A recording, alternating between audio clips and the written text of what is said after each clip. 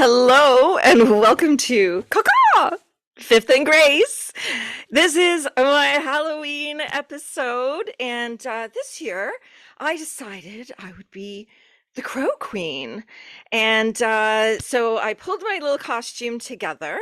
It's super simple, and I'm going to talk about my costume because I want you to see just how simple it is. We don't need to spend bajillions of dollars on fancy schmancy things. So this little stole, you can see it just wraps around my shoulder. Sorry, I just bumped my mic there. You see I do have a mic. And I think I ordered it on Amazon for a photo shoot last year. So, and it wouldn't have cost very much. I would have said this was under $30 for this piece here, and I will use it for other things. And then my son and I went to the party store the other night. I got this crown, which I think is very Game of Thrones, very woodsy, and this mask. I was actually thinking of like one of like just black feathers across it. But then I saw this and thought, oh, this is extra fun and festive, isn't it? Of course, I have some shiny objects because caca. And check these out. Oh my gosh. And they're just sleeves. And I'm just wearing a black long sleeved t-shirt. And there I am, ready to go, camera ready, ready for my close-up. And here we are, talking about all things Samhain and Halloween. If you're new here, it's not always like this. Usually I just look like a regular person.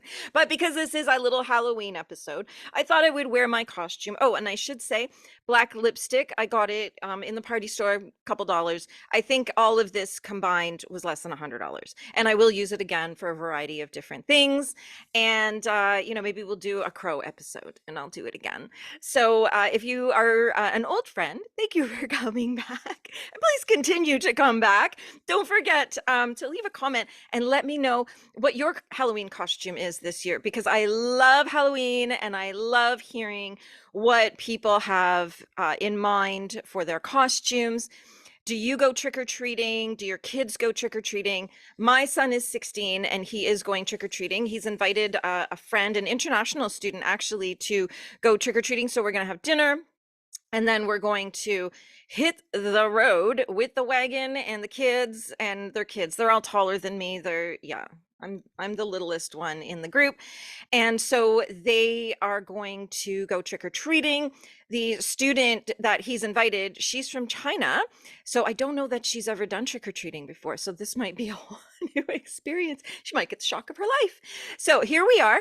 I just wanted to talk a little bit about the spiritual significance of Halloween and Samhain. And so, just a little spiritual talk because, I am a minister, so we want to talk about these things. So Halloween and Samhain, celebrated on October 31st, are deeply spiritual occasions rooted in ancient traditions. And while Halloween has evolved into a fun and festive holiday, its origins are closely tied to the sacred festival of Samhain, a time of profound spiritual significance in many cultures, especially the Celtic tradition. I was born in Scotland, so I do have deep roots in the Celtic culture. Samhain is known as the pagan New Year, and the word actually means summer's end, and it marks the end of the harvest season and the beginning of winter, the season of darkness. And it helps us transition from light to that darkness. For ancient Celts, Samhain was the start of the new year and a time to honor the cycles of life and death. It is believed that on this night, October 31st, the veil between the physical world and the spirit world is at its thinnest, allowing spirits, ancestors, and other worldly beings to cross over. Samhain was traditionally a time for honoring deceased loved ones, divination, and connecting with the unseen realms. Spiritually, Samhain represents transformation and renewal. As the cycle of the seasons shift, it's a time for reflecting on personal growth and releasing what no longer serves you. It's a time of spiritual renewal, clearing space for new intentions as the darker half of the year begins. It's about honoring our ancestors. This is a time to connect with those who came before us, honoring their wisdom, asking for their wisdom, and their guidance, and recognizing the continuity of life, death, and rebirth. And it's also a time for shadow work. Samhain's dark, introspective energy invites us to confront our shadows, our fears, traumas, and unresolved emotions. And this provides an opportunity for deep healing. Halloween, of course, is our modern celebration. It's rooted in Samhain, and it carries remnants of these spiritual traditions. As it was adapted by various cultures, particularly in Christian and American contexts, Halloween became a day of dressing up, playing tricks, and celebrating the supernatural. However, the underlying themes of honoring the dead, facing fears, and acknowledging the spirit world remain. Spiritually, Halloween encourages us to face our fears. With its playful engagement with ghosts and spirits and the supernatural, it mirrors the deeper work of confronting our inner fears and finding empowerment in the process. It's about embracing transformation. The costumes and masks we wear during Halloween symbolize the many roles we play in life and remind us of the transformative power of change and reinvention. And it's, of course, about celebrating life. Halloween is ultimately about celebrating the mystery and wonder of life, death, and all that lies beyond. And it offers us a lighthearted yet meaningful way to engage with these eternal themes.